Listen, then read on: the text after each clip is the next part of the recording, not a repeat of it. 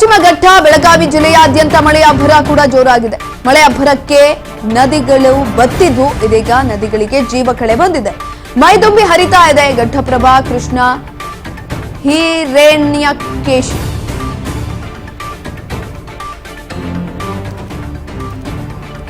ನಾಲ್ಕು ಜಿಲ್ಲೆಗಳ ಜೀವನಾಡಿ ಮಲಪ್ರಭಾ ನದಿಗೆ ಒಳಹರಿವು ಹೆಚ್ಚಳ ಆಗಿರುವಂಥದ್ದು. ಮೈದುಂಬಿ ಹರಿತಾ ಇದೆ ಘಟ್ಟಪ್ರಭಾ, ಕೃಷ್ಣ, ಹಿರಣ್ಯಕೇಶಿ, ಹೀಗೆ ಎಲ್ಲಾ ಕಡೆನೂ ಕೂಡ ನೀರಿನ ಮಟ್ಟ ಜಾಸ್ತಿ ಆಗ್ತಾ ಇದೆ. ನಾಲ್ಕು ಜಿಲ್ಲೆಗಳ ಜೀವನಾಡಿ ಮಲಪ್ರಭಾ ನದಿಗೆ ಒಳಹರಿವು ಹೆಚ್ಚಳ ಆಗಿರುವಂಥದ್ದು. ಪಶ್ಚಿಮ ಘಟ್ಟ ಬೆಳಗಾವಿ ಜಿಲ್ಲೆಯಾದ್ಯಂತ ಮಳೆಯ ಅಬ್ಬರ ಜೋರಾಗಿರೋದ್ರಿಂದ, ಸತತವಾಗಿ ಅಲ್ಲಿ ಮಳೆ ಬರ್ತಾ ಇರೋದ್ರಿಂದ ಇದೀಗ ನದಿಗಳು ಕೂಡ ತುಂಬಿ ಹರಿತಾ ಇದೆ. ಡ್ಯಾಮ್ಗಳಲ್ಲಿ ನೀರಿನ ಮಟ್ಟ ಕೂಡ ಜಾಸ್ತಿ ಆಗ್ತಾ ಇದೆ.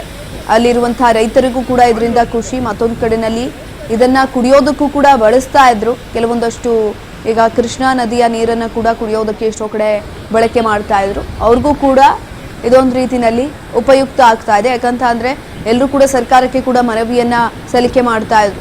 ಬೇಸಾಯಕ್ಕೆ ಅಂತ ಒಂದಿಷ್ಟು ನೀರನ್ನ ನೀವು ಕೊಡಬೇಕಾಗತ್ತೆ ಅಂತ ಸರ್ಕಾರ ಅದ್ರ ಬಗ್ಗೆ ಯೋಚನೆಯನ್ನ ಮಾಡ್ತಾ ಇತ್ತು, ಚರ್ಚೆಯನ್ನ ಕೂಡ ಮಾಡೋದಕ್ಕೆ ಮುಂದಾಗ್ತಾ ಇತ್ತು. ಇಂದು ಡಿ.ಕೆ.ಶಿ ಕೂಡ ಜಿಲ್ಲಾ ಪ್ರವಾಸವನ್ನ ಕೂಡ ಕೈಗೊಂಡಿದ್ದಾರೆ.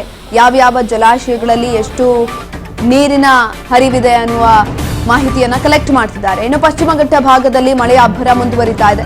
ಮುಂಜಾಗ್ರತಾ ಕ್ರಮವಾಗಿ 9 ಫಾಲ್ಸ್ಗಳಿಗೆ ನಿರ್ಬಂಧವನ್ನು ಕೂಡ ಹೇರಲಾಗಿದೆ. ಖಾನಾಪುರ ತಾಲೂಕಿನ 9 ಜಲಪಾತಗಳಿಗೆ ನಿರ್ಬಂಧವನ್ನ ಹೇರಿರುವಂತೆ ಬೆಳಗಾವಿ ಜಿಲ್ಲೆಯ ಖಾನಾಪುರ ತಾಲೂಕಿನ ಘಟ್ಟ ಪ್ರದೇಶ ಇದು. ಅರಣ್ಯ ಇಲಾಖೆಯ ಡಿಎಫ್ಒ ಕ್ರಾಂತಿ ಆದೇಶವನ್ನ ಕೊಟ್ಟಿದ್ದಾರೆ. ಕುರಿತಾಗಿ ಬಟವಾಡೆ ಫಾಲ್ಸ್ ಸೇರಿ 9 ಜಲಪಾತಗಳಿಗೆ ನಿಷೇಧವನ್ನು ಕೂಡ ಹೇರಲಾಗಿರುವಂಥದ್ದು. ಬೆಳಗಾವಿ ಜಿಲ್ಲೆಯ ಖಾನಾಪುರ ತಾಲೂಕಿನ ಘಟ್ಟ ಪ್ರದೇಶ ಇದು. ಆಲ್ರೆಡಿ ಅಲ್ಲಿ ಡಿಎಫ್ಒ ಅರಣ್ಯ ಇಲಾಖೆಯ ಡಿಎಫ್ಒ ಕ್ರಾಂತಿ ಅವರು ಆದೇಶವನ್ನು ಕೂಡ ಹೊರಡಿಸಿದ್ದಾರೆ. ಚಿಕ್ಕಲೆ ಫಾಲ್ಸ್, ಚೋರ್ಲಾ ಫಾಲ್ಸ್, ಬಟವಾಡೆ ಫಾಲ್ಸ್ ಸೇರಿ 9 ಜಲಪಾತಗಳಿಗೆ ನಿಷೇಧವನ್ನ ಹೇರಿರುವಂಥದ್ದು. ಡ್ಯಾಮ್ ಎಂಟ್ರಿಗಳಲ್ಲಿ ಕಾವಲಿಗೆ ಅರಣ್ಯ ಇಲಾಖೆ ಸಿಬ್ಬಂದಿಗಳು ಕೂಡ ನಿಂತಿದ್ದಾರೆ. ಪ್ರವಾಸಿಗರು ಬರ್ತಾರೆ, ಸಾರ್ವಜನಿಕರು ಬರ್ತಾರೆ ಫಾಲ್ಸ್ ಬಳಿ. ಯಾಕಂತ ಅಂದ್ರೆ ಈ ಸಂದರ್ಭದಲ್ಲಿ ಅದು ಹೆಚ್ಚಿನದಾಗಿ ಪ್ರವಾಸಿಗರನ್ನ ಸೆಳಿತಾ ಇರುತ್ತೆ, ಮೈದುಂಬಿ ಹರಿತಾ ಇರುತ್ತೆ, ನೋಡೋದಕ್ಕೆ ತುಂಬಾ ಸೊಗಸಾಗಿರುತ್ತೆ. ಹಾಗಾಗಿ ಪ್ರವಾಸಿಗರು, ಜನಸಾಮಾನ್ಯರು ಹೆಚ್ಚಿನದಾಗಿ ಅಲ್ಲಿ ಹೋಗೋದ್ರಿಂದ ಮುಂಜಾಗ್ರತಾ ಕ್ರಮಗಳನ್ನ ಕೂಡ ಜಾಸ್ತಿಯಾಗಿ ತೆಗೆದುಕೊಳ್ತಾ ಇರುವಂಥದ್ದು. ಸುತ್ತ ಅರಣ್ಯ ಸಿಬ್ಬಂದಿಗಳನ್ನ ಕೂಡ ನಿಲ್ಲಿಸಿದ್ದಾರೆ. ಅಲ್ಲಿ ಪ್ರವಾಸಿಗರಿಗೆ ನಿರ್ಬಂಧವನ್ನು ಕೂಡ ಹೇರಲಾಗ್ತಾ ಇರುವಂಥದ್ದು.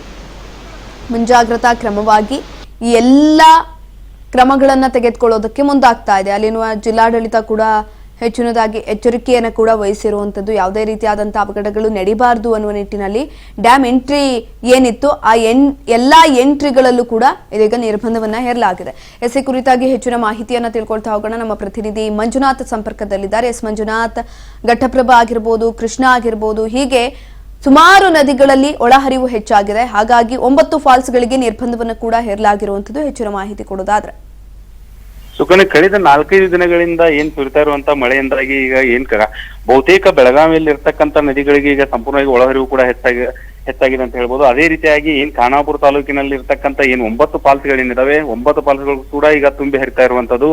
ಅದಲ್ಲದೆ ಅಲ್ಲಿ ಪ್ರತಿದಿನ ಅಲ್ಲಿ ಹೋಗ್ತಾ ಇರ್ತಕ್ಕಂಥ ಅಲ್ಲಿ ಪ್ರವಾಸಿಗರೇನಿರ್ತಾರೆ ಅವರ ಅಲ್ಲಿ ಹೋಗಿ ಅಲ್ಲೇ ಅಂದ್ರೆ ನೆಸೆಯನ್ನ ಮಾಡೋದಾಗಿರ್ಬೋದು. ಅದೇ ರೀತಿಯಾಗಿ ಅಲ್ಲಿ ಹುಚ್ಚಾಟವನ್ನ ಮೆರಿತಾ ಇರೋದ್ರಿಂದ ಅರಣ್ಯ ಇಲಾಖೆ ಈಗ ಅಲ್ಲಿ ನಿರ್ಬಂಧಕ್ಕೆ ಮುಂದಾಗಿರ್ತಕ್ಕಂಥದ್ದು. ಯಾರು ಕೂಡ ಅಲ್ಲಿ ಒಳಗಡೆ ಈಗ ಕಾಡಿನಲ್ಲಿ ಹಾಸಿ ಹೋಗಿ ಅಲ್ಲಿ ಫಾಲ್ಸ್ ಅನ್ನ ಹೋಗೋದ್ರ ಜೊತೆಗೆ ಅಲ್ಲೇ ಕುಡಿದು ಅಲ್ಲೇ ನೆಸೆ ಮಾಡಿ ಅಲ್ಲೇ ಬಾಟ್ಲಿಗಳನ್ನ ಬೀಸಾಕ್ತಾ ಇದ್ರು. ಮತ್ತೆ ಅದೇ ರೀತಿಯಾಗಿ ಅನಾಹುತ ಕೂಡ ಸಂಭವಿಸ್ತಾ ಇತ್ತು. ಅದನ್ನೆಲ್ಲ ಮುನ್ನೆಚ್ಚರಿಕೆ ಕ್ರಮವಾಗಿ ಈಗ ಅರಣ್ಯ ಇಲಾಖೆ ಅಲ್ಲಿ ಫಾಲ್ಸ್ಗೆ ಸಂಪೂರ್ಣವಾಗಿ ನಿರ್ಬಂಧ ಹೇರಿರ್ತಕ್ಕಂಥ. ಒಂದು ವೇಳೆ ಏನಾದ್ರೂ ಕಣ್ ತಪ್ಪಿ ಹೋದ್ರು ಕೂಡ ಅಲ್ಲಿ ಯಾರಾದ್ರೂ ಅಂದ್ರೆ ಸಿಕ್ಕಾಕೊಂಡ್ರೆ ಅವ್ರ ಮೇಲೆ ಅಂದ್ರೆ FIR ಖಂಡಿತವಾಗ್ಲೂ ಆಗುತ್ತೆ ಅಂತ ಹೇಳಿ ಈಗ ಅರಣ್ಯ ಇಲಾಖೆ ಡಿಒಪಿ ಆಗಿರ್ತಕ್ಕಂಥ ಕ್ರಾಂತಿ ಅವರು ಹೇಳಿರ್ತಕ್ಕಂಥದ್ದು. ಸುಕನ್ಯಾ ಒಂದ್ ಕಡೆ ಆದ್ರೆ ಮತ್ತೊಂದ್ ಕಡೆ ಈಗ ಎಲ್ಲವೂ ಕೂಡ ಕೃಷ್ಣಾ ನದಿ ಆಗಿರ್ಬೋದು, ಮಲಪ್ರಭಾ ಆಗಿರ್ಬೋದು, ಘಟ್ಟಪ್ರಭಾ ಆಗಿರ್ಬೋದು, ಎಲ್ಲವೂ ಕೂಡ ಈಗ ಸಂಪೂರ್ಣವಾಗಿ ಒಳಹರಿವು ಕೂಡ ಹೆಚ್ಚಾಗಿರೋದ್ರಿಂದ ರೈತರಲ್ಲಿ ಕೂಡ ಈಗ ಮಂದಹಾಸ ಮೂಡಿರ್ತಕ್ಕಂಥದ್ದು. ಒಂದ್ ಕಡೆ ಬರಗಾಲ ಇನ್ನೇನು ಆಗುತ್ತೆ ಅನ್ನುವಂತ ರೈತರ ಒಂದು ಕೊರಗಿತ್ತು, ಅದು ಈಗ ಸಂಪೂರ್ಣವಾಗಿ ದೂರ ಆಗಿರ್ತಕ್ಕಂಥದ್ದು. ಏನೇ ಇರ್ಲಿ ಎಲ್ಲರೂ ಕೂಡ ಅಂದ್ರೆ ನದಿ ಭಾಗದಲ್ಲಿ ಇರ್ತಕ್ಕಂಥ ಈಗ ಅಲ್ಲಿರ್ತಕ್ಕಂಥ ರೈತರಾಗಿರ್ಬೋದು, ಅದೇ ರೀತಿಯಲ್ಲಿ ಮನೆಯನ್ನ ಕಟ್ಕೊಂಡಿರೋ ಎಲ್ಲರಿಗೂ ಕೂಡ ಈಗ ಜಿಲ್ಲಾಡಳಿತ ಕೂಡ ಹೇಳಿರ್ತಕ್ಕಂಥದ್ದು, ನೀವು ಅಂದ್ರೆ ನೀರು ಒಳಹರಿವು ಹೆಚ್ಚಾಗುವ ಸಾಧ್ಯತೆ ಇರೋದ್ರಿಂದ ಹೊರಹರಿವು ಅಂದ್ರೆ ಸಾಧ್ಯತೆ ಇರೋದ್ರಿಂದ ನೀವು ಅಲ್ಲಿರ್ತಕ್ಕಂಥ ದನಕರುಗಳಾಗಿರ್ಬೋದು ಮತ್ತೆ ನೀವು ಅಲ್ಲಿ ಏನ್ ತಾತ್ಕಾಲಿಕವಾಗಿ ಸಡ್ಡ ನಿರ್ಮಾಣಿಸಿದ್ರೆ ಅವನ್ನೆಲ್ಲವನ್ನ ತೆರವುಗೊಳಿಸಿ ಅಂದ್ರೆ ನಿಮ್ಮ ಸುರಕ್ಷಿತ ಜಾಗಕ್ಕೆ ಹೋಗಿ ಅಂತ ಕೂಡ ಜಿಲ್ಲಾಡಳಿತ ಕೂಡ ಈಗ ಮುನ್ನೆಚ್ಚರಿಕೆ ಕ್ರಮವನ್ನ ಹೇಳಿರ್ತಕ್ಕಂಥದ್ದು. ಮತ್ತೆ ಏನು ಈ ಪಾಲ್ಸಿಗೆ ಬರ್ತಕ್ಕಂಥ ಸಾರ್ವಜನಿಕರಿಗೆ ಈಗಾಗಲೇ ಏನು ಅರಣ್ಯ ಇಲಾಖೆ ಕೂಡ ಅಂದ್ರೆ ತಮ್ಮದೇ ಆದಂತ ಒಂದು ಸಿಬ್ಬಂದಿಯನ್ನ ಪ್ರತಿಯೊಂದು ಪಾಲ್ಸ್ಗಳ ಏನು ಮುಂದ್ಗಡೆ ಒಂದು ಸಿಬ್ಬಂದಿಯನ್ನ ನೇಮಿಸಿ ಅಲ್ಲಿ ಏನು ಯಾವುದೇ ರೀತಿಯಾದಂತ ಅನಾಹುತ ಆಗ್ಬಾರ್ದು ಅಂತ ಹೇಳಿ ಅರಣ್ಯ ಇಲಾಖೆ ಕೂಡ ಸಿದ್ಧತೆಯನ್ನ ಮಾಡ್ಕೊಂಡಿರ್ತಕ್ಕಂಥದ್ದು. ಎಲ್ಲವನ್ನು ಗಮನಿಸ್ತಾ ಇದ್ರೆ ಯಾವುದೇ ರೀತಿಯಾದಂತ ಜಿಲ್ಲೆಯಲ್ಲಿ ಯಾವುದು ಅಹಿತಕರ ಘಟನೆ ಆಗ್ಬಾರ್ದು ಅಂತ ಹೇಳಿ ಈಗ ಜಿಲ್ಲಾಡಳಿತ ಸಂಪೂರ್ಣವಾಗಿ ಒಂದು ಸನ್ನದ್ಧಾಗಿರ್ತಕ್ಕಂಥದ್ದು. ಸುಕನ್ಯಾ. ಎಸ್ ಮಂಜುನಾಥ್, ಹಾಗೆ ಹೋಲ್ಡಲ್ಲಿರಿ, ಒಂದು ಬ್ರೇಕಿಂಗ್ ಬರ್ತಾ ಇದೆ, ನೋಡ್ಕೊಂಬರೋಣ. ಖಾನಾಪುರ ತಾಲೂಕಿನಾದ್ಯಂತ ಈಗ ಆಲ್ರೆಡಿ ಮಳೆಯ ಅಬ್ಬರ ಕೂಡ ಜಾಸ್ತಿ ಆಗ್ತಾ ಇದೆ. ಪಶ್ಚಿಮ ಘಟ್ಟ ಭಾಗದಲ್ಲಿ ಮಳೆಯ ಅಬ್ಬರ ಮುಂದುವರಿತಾ ಇರುವಂಥದ್ದು. ಖಾನಾಪುರ ತಾಲೂಕಿನಾದ್ಯಂತ ಮಳೆಯ ಅಬ್ಬರ ಜಾಸ್ತಿ ಇದೆ. ಚಲಿಸ್ತಾ ಇದ್ದಂತಹ ಟ್ರ್ಯಾಕ್ಟರ್ ಮೇಲೆ ಮರ ಮುರಿದು ಬಿದ್ದಿದೆ. ಕ್ಷಣಾರ್ಧದಲ್ಲಿ ಪ್ರಾಣಾಪಾಯದಿಂದ ಪಾರಾಗಿದ್ದಾರೆ ಚಾಲಕ.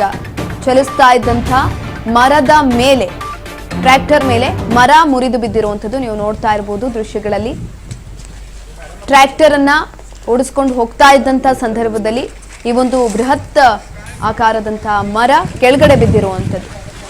ಎಸ್ ಮಂಜುನಾಥ್ ಸಂಪರ್ಕದಲ್ಲಿದ್ದಾರೆ, ಮಾತನಾಡಿಸ್ತಾ ಹೋಗೋಣ. ಎಸ್ ಮಂಜುನಾಥ್, ನೋಡಿ ಮಳೆಯಿಂದಾಗಿ ಎಷ್ಟೆಲ್ಲ ಅವಾಂತರಗಳು ಆಗ್ತಾ ಇದೆ. ಒಂದ್ ಕಡೆನಲ್ಲಿ ರೈತರಿಗೆ ಖುಷಿ ಕೊಡುವಂತ ವಿಚಾರ, ಯಾಕಂತಂದ್ರೆ ಇಷ್ಟು ದಿನ ಬರಗಾಲ ಬರುತ್ತೆ ಅನ್ನುವಂತ ನಿಟ್ಟಿನಲ್ಲಿ ಎಲ್ಲರೂ ಕೂಡ ಪರಿತಪಿಸ್ತಾ ಇದ್ರು, ಯೋಚನೆಯನ್ನ ಮಾಡ್ತಾ ಇದ್ರು. ಮತ್ತೊಂದ್ ಕಡೆನಲ್ಲಿ ಮಳೆಯಿಂದಾಗಿ ಅವಾಂತರಗಳು ಕೂಡ ಜಾಸ್ತಿ ಆಗ್ತಾ ಇದೆ. ಇವಾಗ ನಾವು ನೋಡ್ತಾ ಇದ್ವಿ ದೃಶ್ಯಗಳಲ್ಲಿ, ಈ ಟ್ರ್ಯಾಕ್ಟರ್ ಹೋಗ್ತಾ ಇದ್ದಂತ ಸಂದರ್ಭದಲ್ಲಿ ಬೃಹತ್ ಆಕಾರದ ಮರ ಕೆಳಗಡೆ ಬಿದ್ದಿದೆ. ಪ್ರಾಣಾಪಾಯದಿಂದ ಪಾರಾಗಿದ್ದಾರೆ ಪಾಪ ಚಾಲಕ.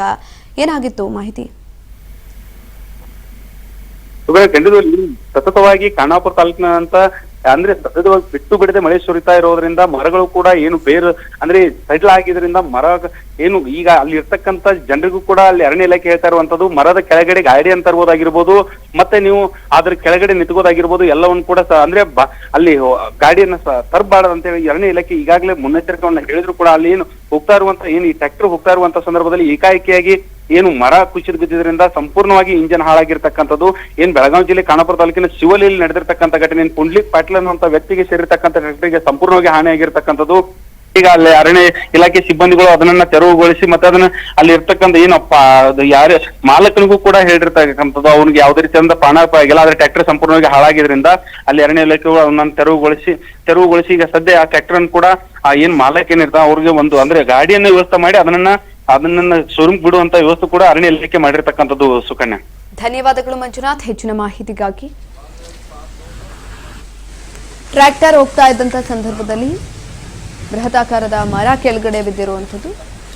ಚಾಲಕ ಜಸ್ಟ್ ಮಿಸ್ ಅಂತ ಅಂದ್ರೆ ಪ್ರಾಣಾಪಾಯದಿಂದ ಪಾರಾಗಿದ್ದಾರೆ, ಎಸ್ಕೇಪ್ ಆಗಿದ್ದಾರೆ. ಮರ ಬೀಳ್ತಿದ್ದಂಗೆ ಕರೆಕ್ಟಾಗಿ ಅದು ಮುಂದಿನ ಭಾಗಕ್ಕೆ ಮರ ಬಿದ್ದಿರುವಂಥದ್ದು. ಹಾಗಾಗಿ ಯಾವುದೇ ರೀತಿಯಾದಂಥ ಅಪಾಯ ಆಗಿಲ್ಲ. ಆದರೆ ಇಂಥ ಸಂದರ್ಭದಲ್ಲಿ ಸ್ವಲ್ಪ ಸೂಕ್ಷ್ಮತೆಯನ್ನು ಕೂಡ ವಾಹನ ಚಾಲಕರಾಗಿರ್ಬೋದು ಅಥವಾ ಜನಸಾಮಾನ್ಯರಾಗಿರ್ಬೋದು ವಹಿಸ್ಕೊಳ್ಬೇಕಾಗತ್ತೆ.